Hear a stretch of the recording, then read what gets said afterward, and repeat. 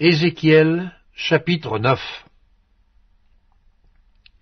Puis il cria d'une voix forte à mes oreilles. Approchez, vous qui devez châtier la ville, chacun son instrument de destruction à la main.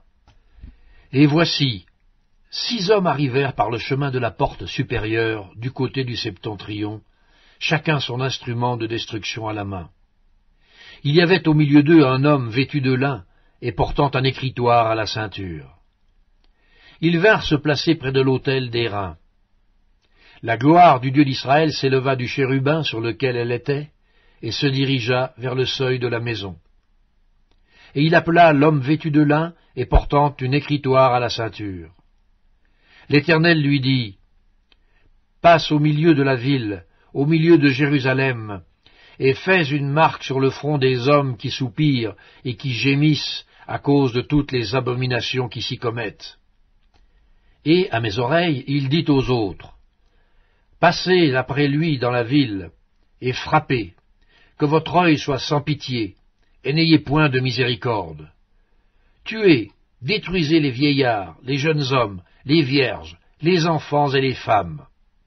Mais n'approchez pas de quiconque aura sur lui la marque, et commencez par mon sanctuaire. » Ils commencèrent par les anciens qui étaient devant la maison. Il leur dit, « Souillez la maison, et remplissez de morts les parvis. Sortez. » Ils sortirent, et ils frappèrent dans la ville. Comme ils frappaient et que je restais encore, je tombais sur ma face et je m'écriais, « Ah, Seigneur éternel, détruiras-tu tout ce qui reste d'Israël en répandant ta fureur sur Jérusalem ?»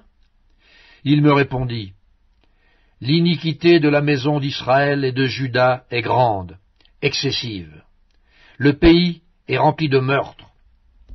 La ville est pleine d'injustice, car ils disent, « L'Éternel a abandonné le pays, l'Éternel ne voit rien. » Moi aussi je serai sans pitié, et je n'aurai point de miséricorde. Je ferai retomber leurs œuvres sur leurs têtes.